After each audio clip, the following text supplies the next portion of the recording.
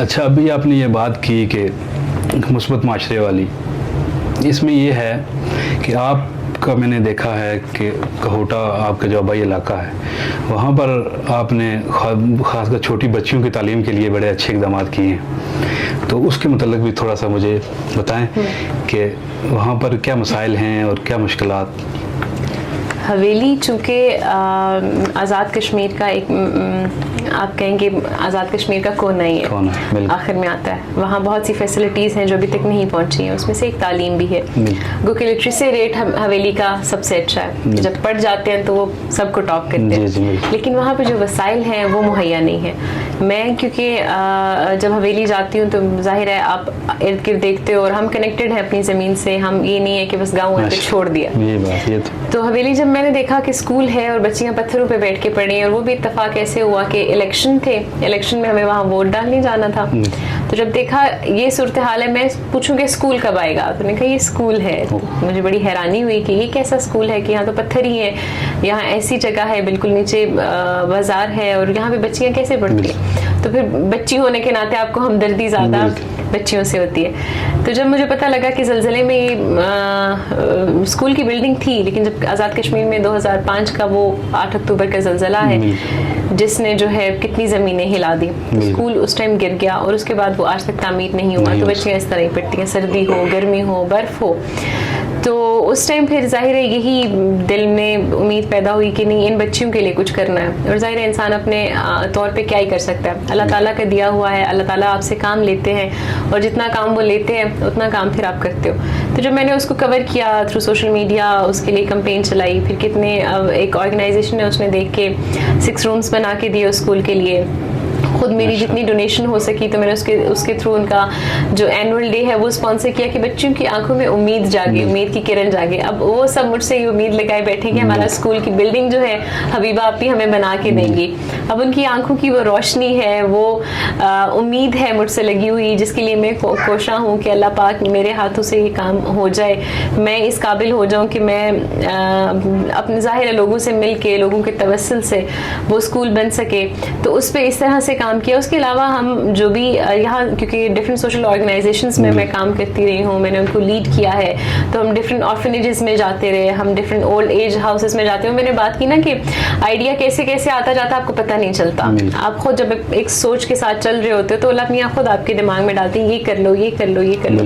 تو پھر جب کچھ بھی ہو تو میرا زیادہ میں پرائورٹائز کرتی ہوں کہ میں اگر کچھ کر سکتی ہوں میں اپنے لوگوں کے لیے بھی کروں، پہلے میں اپنے گھر سے شروعات کروں، پھر میں باہر باقی لوگوں کی مدد کروں۔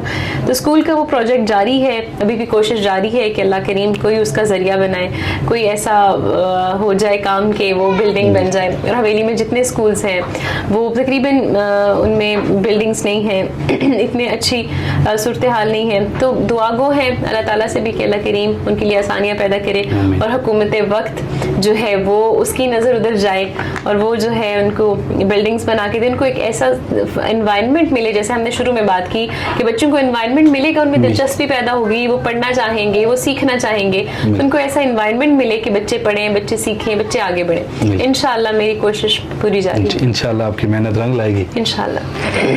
اسی طرح کا ایک سوال یہ ہے کہ آپ شہر اقتدار میں آپ رہی، آپ کی تعلیم یہاں سے ہوئی، تو کیا آپ کو یہ جو تعلیم میں جو رکاوٹ ہیں یا جو بھی ایک عورت کو آگے بڑھنے کے لیے جو مسائل آ رہے ہیں اس میں، تو کیا اس کا بھی یہاں پر بھی اس کا شکار ہو رہی ہیں خواتین، یا کہ یہاں کچھ کمی ہے؟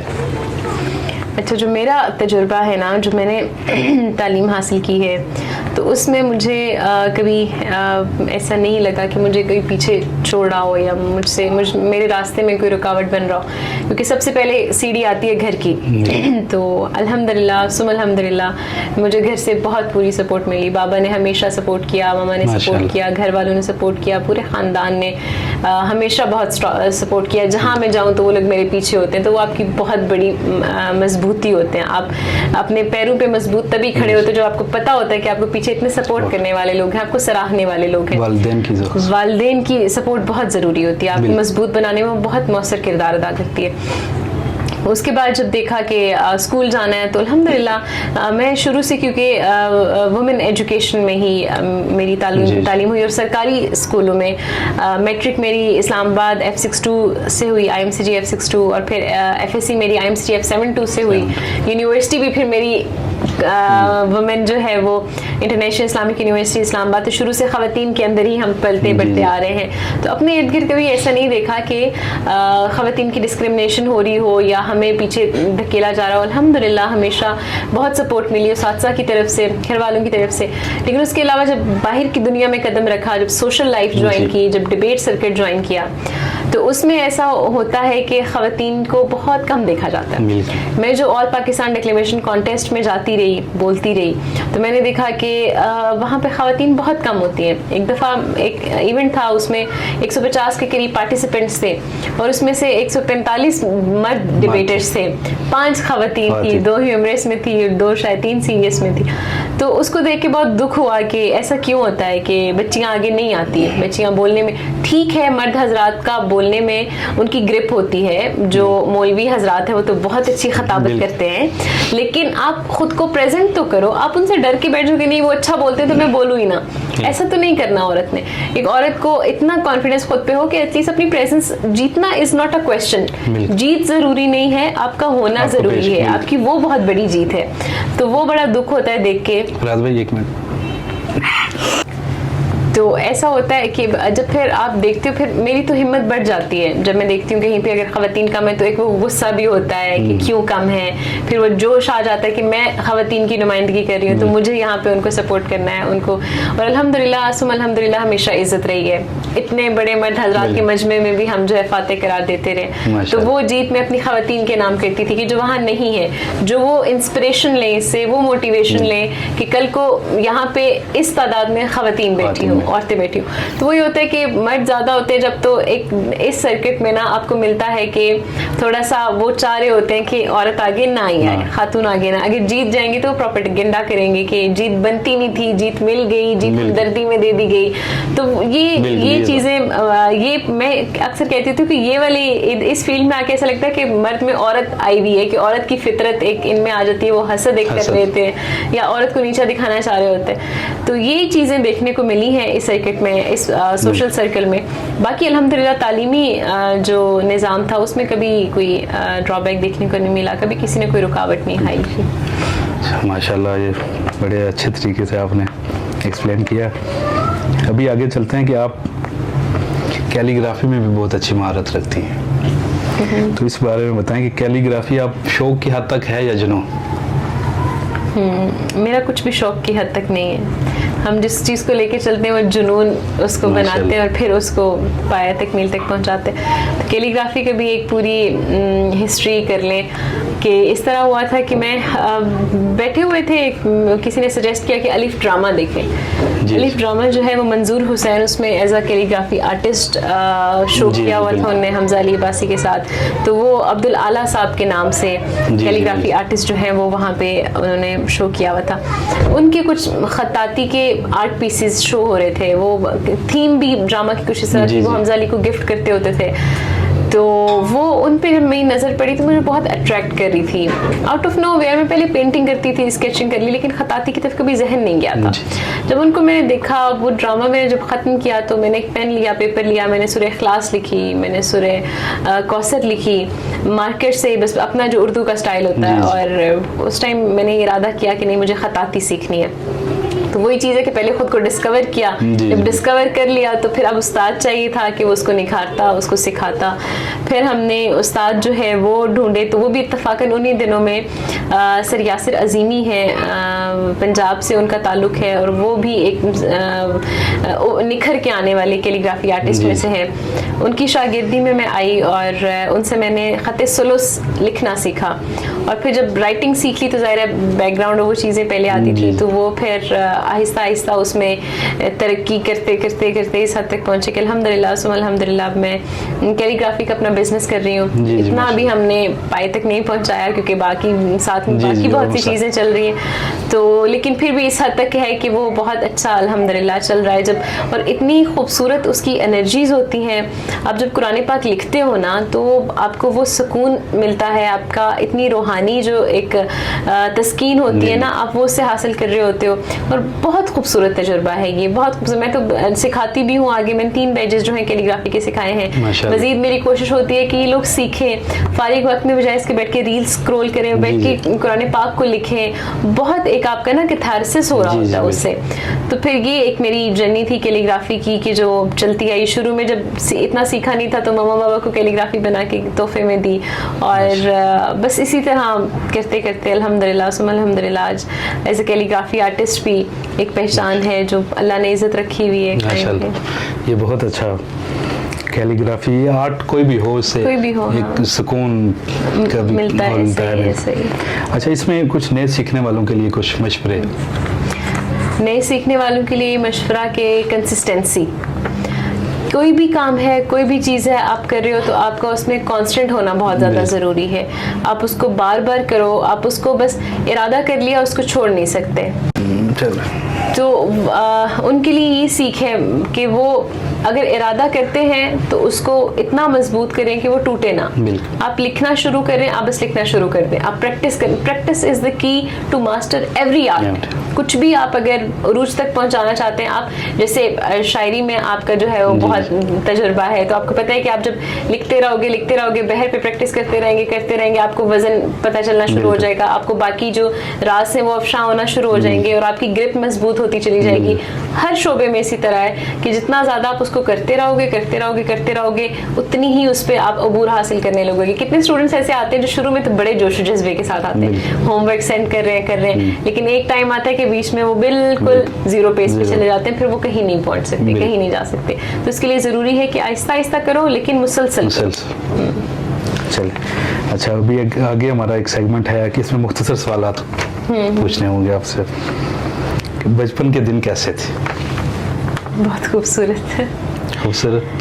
بچپن کے دن ہیں کہ جن کا کوئی نعم البدل نہیں, وہ جو کبھی لوٹ نہیں سکتے, جو کبھی واپس نہیں آ سکتے. میرا بچپن بہت خوبصورت تھا, بہت حسین و جمیل تھا, جو شہر اقتدار کی گلیوں میں بھی گزرا اور وادی کشمیر کی جو حسین وادیاں ہیں ان میں بھی گزرا.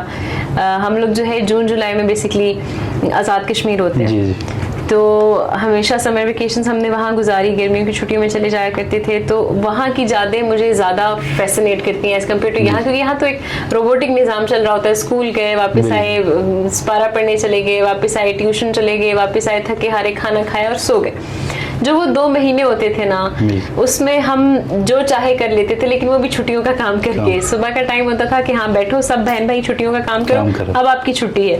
اس ٹائم میں پھر ہم جاتے تھے نانی اماں کے ساتھ, بھینسوں کے ساتھ بھی جاتے تھے, بھینسوں کا دودھ نکالنا بھی دیکھتے تھے, پھر صبح گلاس لے کے بھی پہنچ جاتے تھے کہ ہمیں دیں, ہم گرم وہیں پہ ہم پی لیں, صبح پی لیں, شام کو پی لیں. پھر ہم نے وہ سارا کچھ دیکھا. پھر ہم مٹی کے برتن بناتے تھے. ہم نے بڑی آرٹ, پہلی آرٹ ہماری وہ آرٹ کنسیڈر کرنی چاہیے کہ جو ہم مٹی کے برتن بناتے تھے.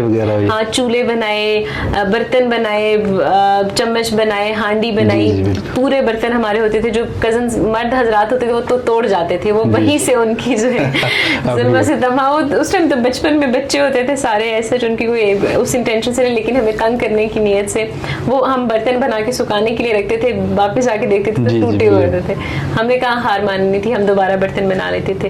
تو وہاں برتن بنانا, پھر گیم سپنج گیٹی کھیلنا, وہ جو ایک اسکیئرز بنا کے, اب تو نام بھول گئے, اب تو بچے نہیں کھیلتے, چیچو بولتے, ہاں چیچو کھیلتے تھے, وہ پھینکتے تھے. اور مطلب ہم نے ایک دفعہ ہم گئے, وہی جو ایسے چشمہ بہ رہا ہوتا ہے نا تو آگے دریا ہوتا ہے, ہم بچیاں اکٹھی تھی, ہم نے وہاں سے مچھلی کی جگہ کوئی عجیب و غریب مخلوق پکڑ لی مچھلی سمجھ کے. وہ ہم شوز میں پانی رکھ کے نا گھر لے کے آئے کہ ہمیں تمغہ اعجاز ملے کہ ہم جو ہے مچھلی پکڑ کے لائیں, لیکن وہ کچھ اور تھا. اور وہ گھر والوں کی طرف سے اتنی ڈانٹ پڑی کہ یہ چیز آپ کو کاٹ سکتی تھی, لیکن اللہ نے بچا لیا, کاٹی نہیں. لیکن وہ ہمارا ایک اسی طرح بے شمار بچپن کی ایسی کہانیاں, درخت پہ چڑھ جاتے تھے, درخت پہ چڑھنے کا بڑا شوق ہوتا تھا تو درخت پہ چڑھ گئے. باقی بچپن میں ہم نے بڑے ڈوبتے ڈوبتے بھی ایک دفعہ اسی چشمے میں ڈوبتے ڈوبتے نئی زندگی بھی نصیب ہوئی. تو بچپن ایسا ہوتا ہے کہ اگر شروع کرنے بیٹھو نا, کیونکہ آپ ہر فکر سے, ہر پریشانی سے, آپ کو کوئی دنیا کا ہوش نہیں ہوتا, آپ آزاد ہوتے ہو, آپ ہر چیز کو انجوائے کر رہے ہوتے ہو. تو بچپن بہت خوبصورت گزرا. بچپن ایسا ہے کہ اگر بات کرنے بیٹھو آپ حشاش بشاش ہو جاتے ہو بچپن کو سوچ کے. بچپن کے قصے, میرے بچپن کے دن کتنے اچھے تھے. بچپن کی کوئی شرارت؟ ابھی میں نے ساری شرارتیں بتا دی. درختوں پہ چڑھ جانا, الٹے سیدھے کام کر لینا. اسی طرح ہم زیادہ کزن ساتھ ہوتے تھے, بچے ساتھ ہوتے تھے, تو ہماری اس طرح کی شرارتیں, وہ جو شرارتی والے بچے ہوتے ہیں نا جو اوٹ پٹانگ شرارتیں کرتے ہیں, ہم وہ شرارتیں نہیں کرتے تھے, کریٹو شرارتیں کرتے تھے. کبھی اکٹھے ہو گئے محلے میں کہ چلو باہر سبزی بناتے ہیں. تو ایک دفعہ وہ سبزی بنانے کے چکروں میں ہم نے آئل گرم کیا اور وہ گرا کسی پہ. ایک دفعہ چاول بنانے کے چکروں میں اسی طرح ہم نے کوئی چیز کی. تو یہ والی شرارتیں جو تھوڑے مہارت والے کام کرتے کرتے یہ ہم تھوڑا کرتے, پھر گھر آ کے ہمیں اچھی خاصی عزت ہوتی تھی.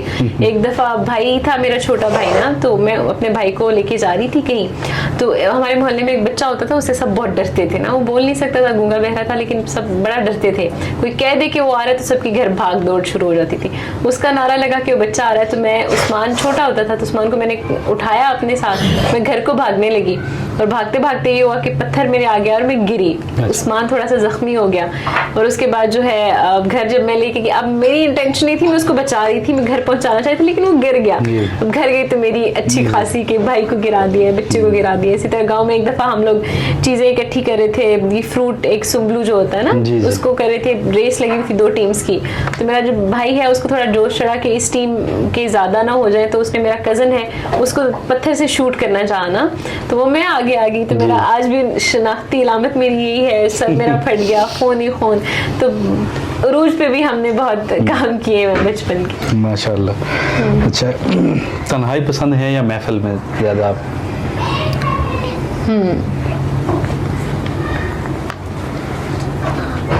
تنہائی پسند, محفل ان لوگوں کی کہ جو من پسند ہوں, جو مثبت سوچ رکھتے ہوں, مثبت انرجیز رکھتے ہوں, جن کے بیچ بیٹھ کے لگے کہ سب بہت اچھا ہے, جن کے بیچ بیٹھ کے لگے کہ زندگی جینا ہی اچھا ہے, زندگی جینے کی ضرورت محسوس ہو, اپنے مقاصد پہ آپ کی نظر ہو. بہت کم لوگ ایسے ہوتے ہیں زندگی میں کہ جن کے ساتھ بیٹھ کے آپ کو وقت بتانا اچھا لگے.